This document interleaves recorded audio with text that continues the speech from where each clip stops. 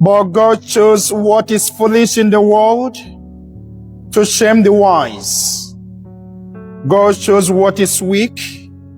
God chose what is low and despised in the world. Whereas we had this morning from the first letter of St. Paul to the Corinthians, chapter 1, 26 to 31. If there is a passage in the Bible that unsettles and challenges our way of reasoning, it is the passage we read in today's second reading. That to accomplish certain divine assignments and to fulfill certain purposes, God chooses those who are considered foolish in the world, those who are considered weak, those who are low, those who are despised in the world. These are the candidates he works with. But we must ask that question. Why would God deliberately choose to work with those who are considered foolish, those who are considered weak?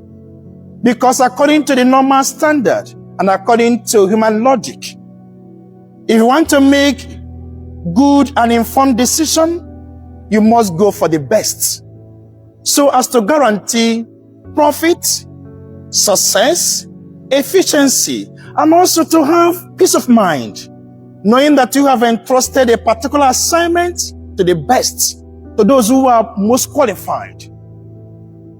But that's exactly the opposite of how God works. Going through the pages of the Bible, one must discover that at times, God's choices look rather ridiculous, unreasonable, embarrassing, especially when considered from a human perspective and when judged through human lens. Few examples from the Bible. When God wanted to build a new community, when God wanted to build a new nation, he chose a man called Abraham, who was at the time over 75 years old, to begin a new family for him, a new nation. Ordinarily, one would have expected that for this assignment, God would have chosen someone who is vibrant, energetic, someone who is young. But he chose a senior with all the weaknesses and challenges that are associated with old age, and entrusted to him the assignment of beginning a new family, a new nation, a new people for him. To illustrate for us that before him, our God, age is not a disqualifying factor. Also, when he wanted to deliver the people of Israel from the hands of Pharaoh, he chose a man, and he wanted actually someone to meet with Pharaoh and to negotiate with Pharaoh the terms and conditions for their release. He chose a man called Moses, who was a stammerer.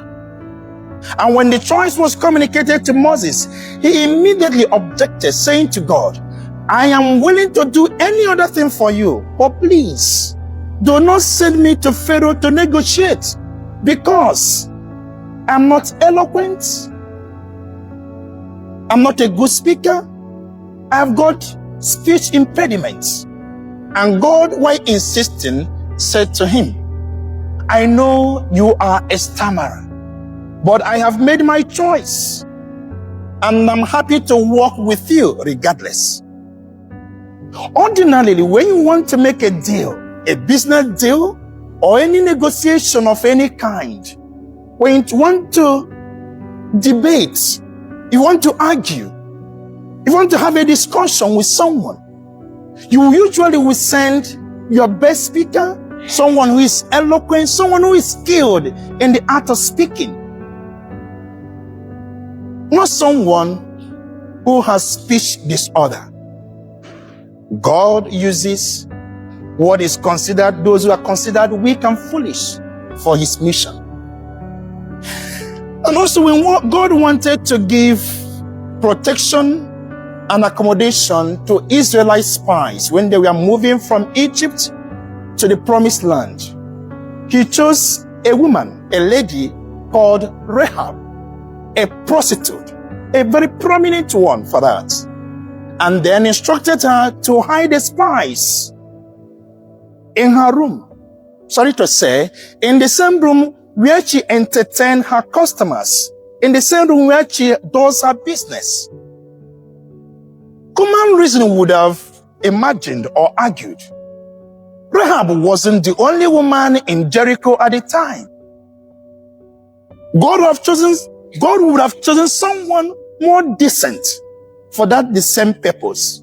But he chose a prostitute, someone who was considered low and despised in the community. And when Jesus came, he called to himself a bunch of flawed individuals as disciples and apostles. And worse still, he entrusted the leadership of the group, the leadership of the church, to Peter, someone who was quite known for his impulsive character, who made series of rash judgments even when Jesus was there.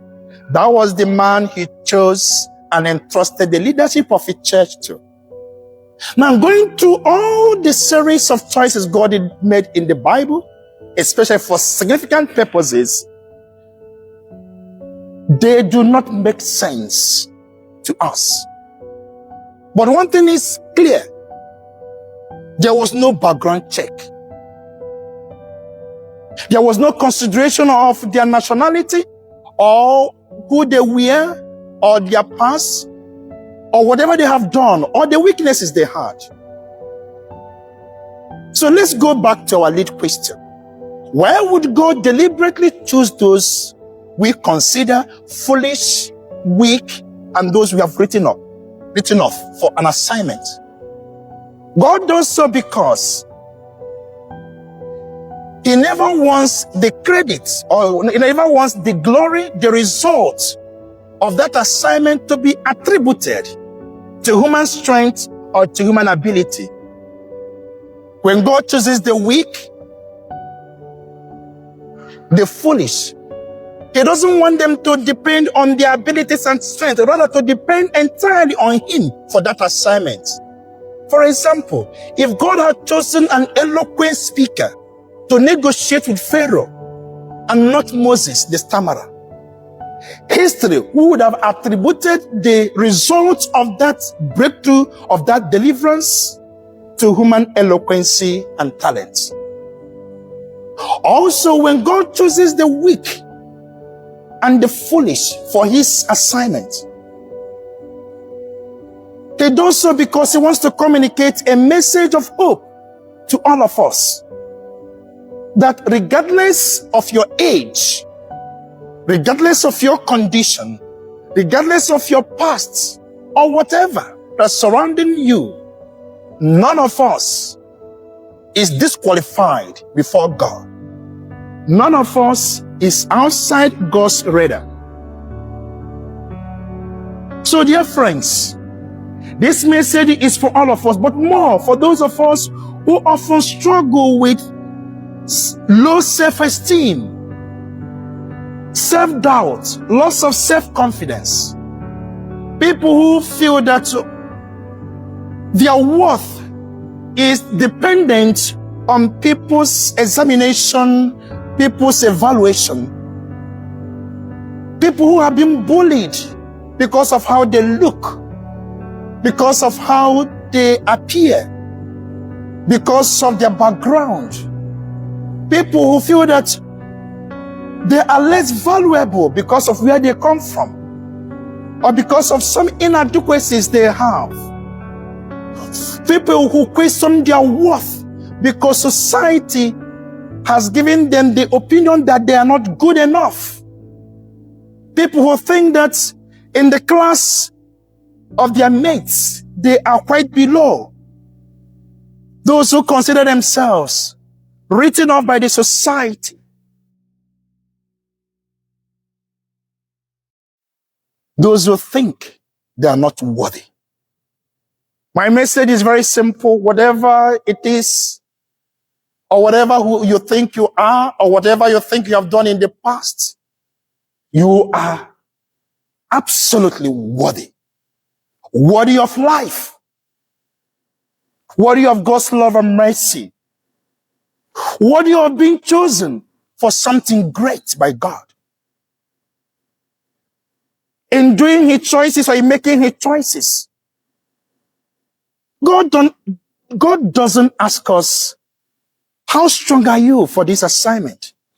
He doesn't ask us, how wise are you? How equipped are you? He doesn't ask us, are you worthy for this purpose? You know, when we prepare for job interview, we try as much as we can to embellish our CVs, reach them, make them appear qualified, and make ourselves also appear qualified for the job.